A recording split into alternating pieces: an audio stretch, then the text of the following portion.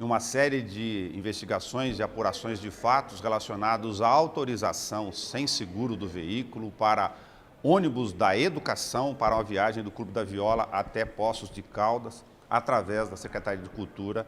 Hoje, a comissão presidida pela vereadora Estela Marco conseguiu ouvir com as assessorias técnicas tanto a secretária de Educação quanto a secretária de Cultura. O fato já está bastante avançada a apuração. Como é que a senhora viu a posição dessa secretária?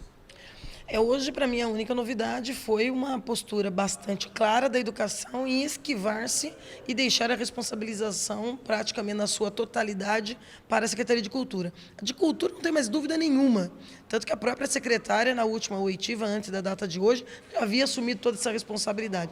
É só difícil entender o que ainda está fazendo à frente da Secretaria da Cultura, porque algumas posições naturalizam a irresponsabilidade com que se trata alguns bens públicos. Ora, isso não é esquecimento, isso não é aprendizagem, isso é crime configurado com tipificação, inclusive alguns deles, no caso de uso inadequado de bens públicos, punível com pena de reclusão. Então, assim, nós estamos falando de mais do que infrações administrativas, mais do que um erro político. Nós estamos falando da prática de crimes contra o erário público. Isso é muito grave. E eu espero que a chefe do Executivo esteja vendo o problema como ele realmente é e com o tamanho que ele realmente tem. Vimos também a esperteza sendo utilizada como mecanismo pelo servidor, no caso o Luiz Ornelas, de tentar debater a entidade que realizou a viagem. Ora, não haveria a viagem, independente da entidade, se os representantes da Secretaria de Cultura não tivessem iniciado o processo, dado seguimento a ele. Então, ambas as secretarias têm as suas responsabilidades. A prática é grave, o valor não é pequeno e há outros desdobramentos possíveis que a gente já tem tido informações de bastidores. Nós ainda vamos terminar a sequência da apuração em relação a essa e já estamos debruçados em outras. Porque de todas as partes aqui, de quem realiza a viagem até quem autorizou a viagem, é sabido que outras viagens turísticas ocorreram, inclusive com uma declaração muito espontânea da própria dona Nair, no sentido de que era recorrente.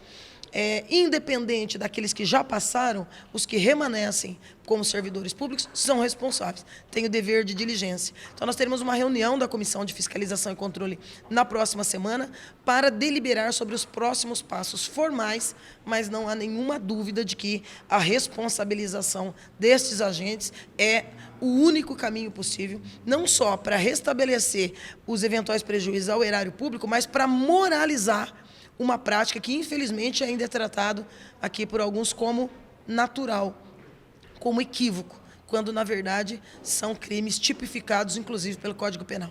Como é que a senhora vê a questão de, embora a educação tenha partido da informação de que ela enviou para a corregedoria, que é um procedimento interno, de que o veículo da pasta, que é sob sua guarda e responsabilidade, foi utilizado sem o registro do servidor e sem seguro? Gravíssimo. Gravíssimo. Eu repito aqui o que eu ponderei com a secretária. Nós vamos chegar à conclusão de que não há controle nas secretarias acerca desses bens, ou nós vamos chegar à conclusão de que não há hierarquia alguma nas secretarias e que há uma auto-organização que depende da cabeça de cada um, e o julgamento não depende de uma regra, de um procedimento para deferir ou indeferir determinadas ações. Isso é muito grave. A fala da secretária de Cultura nos trouxe ainda mais esclarecimento, ao dizer, ouvindo, que a Câmara tem um procedimento rígido sobre como utilizar os seus veículos, motorista, hora extra, enfim, que isso é uma sorte. Ora, não é uma sorte. Isso é obrigação, é dever de diligência e faz parte dos bons princípios que regem a administração pública. Então, isso é muito grave e nós vamos com isso até o fim. Para a sequência dos fatos do ponto de vista da comissão, se em função desse caso ser o mais robusto e originário da questão, com as outras apurações, se a comissão pretende fazer um relatório específico deste caso, por sua dimensão, e os demais em paralelo, ou o caminho pode ser um relatório com todos os casos a serem apurados? O que me parece bastante claro é que é grave e que está configurado. No entanto, como foram muitas oitivas, diversos documentos, alguns ainda sendo analisados pela comissão, nós vamos analisar na próxima semana semana se há necessidade de algum procedimento formal aqui. Eu, particularmente, acho que não é o caso de uma comissão especial de inquérito, porque nós já investigamos todos os procedimentos com as prerrogativas que a Comissão de Fiscalização e Controle tem. Talvez de uma comissão processante. Isso não pode ser descartado.